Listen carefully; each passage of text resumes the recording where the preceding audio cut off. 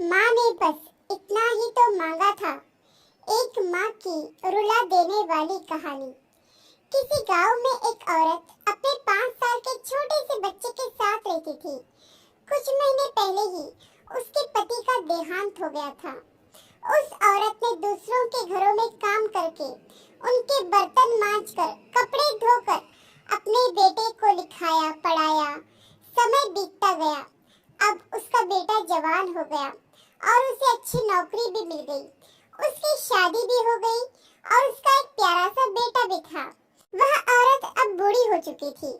शादी होने के बाद, नौकरी लगने के बाद बेटा माँ का आदर सम्मान करना तो दूर की बात, उससे ढंग से बात भी नहीं करता था। उस बूढ़ी औरत के जीवन में बस इतना ही फर्क आया था कि पहले वह लोगों के घरों में बर्तन धोती थी और अब अपने बहू के होते हुए अपने घर में बर्तन और कपड़े धो रही थी और बहू के होते हुए अपने घर की साफ सफाई करने पर मजबूर थी। जो भी था, लेकिन वह थी तो एक माँ ही। अपने बेटे की खुशी के लिए वह हर दुख झेलने को तैयार थी। बेटे के पास दौलत की कोई कमी नहीं थी।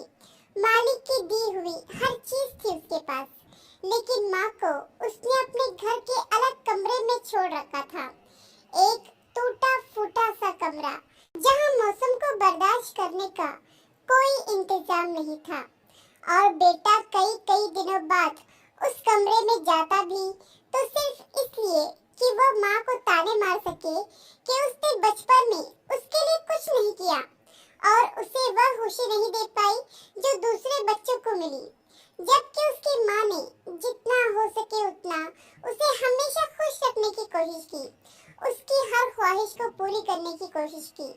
एक दिन सर्दियों की शाम, उसकी माँ अपने फटे पुराने कंबल में सिकुड़ कर बैठी हुई थी और सोच रही थी कि आज जब बेटा घर आएगा तो उसे नए कंबल का कहेगी, क्योंकि यह कंबल बहुत ही फट चुका था और इसमें उसे बहुत सर्दी लग रही थी और अब उसकी कमजोर हड्डियों में यह सर्दी बर्दाश्त करने की ताकत नहीं थी।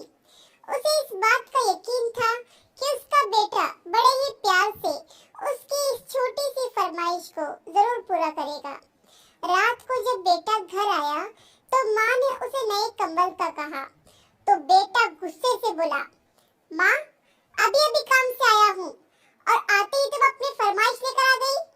तुम्हें पता है ना कितनी महंगाई हो गई है।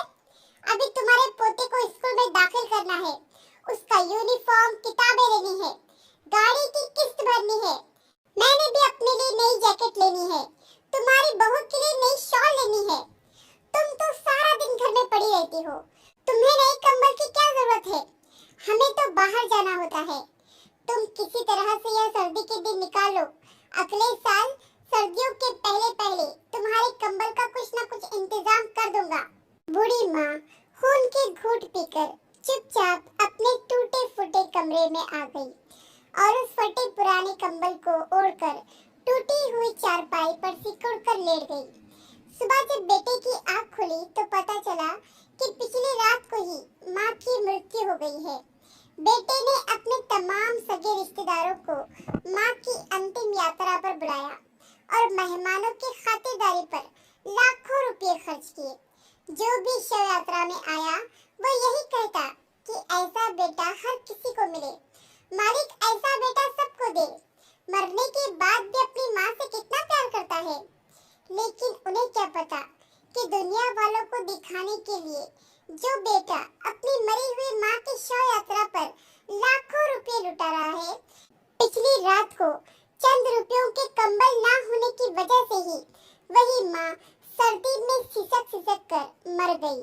कृपया अपने माता पिता का ख्याल रखें। यह वह अनमोल हस्तियां हैं जो एक बार चली गई तो दोबारा नहीं मिलते। आशा करती हूँ कि कहानी आपको पसंद आई होगी। इस कहानी पर आपकी क्या राय है हमें कमेंट करके जरूर बताइए। कहानी पसंद आई हो तो लाइक और शेयर करना बिल्कुल भी ना भूलिए। चैनल पर नए हो तो चैनल को सब्सक्राइब जरूर कीजिए। वीडियो देखने के लिए आपका बहुत बहुत धन्यवाद।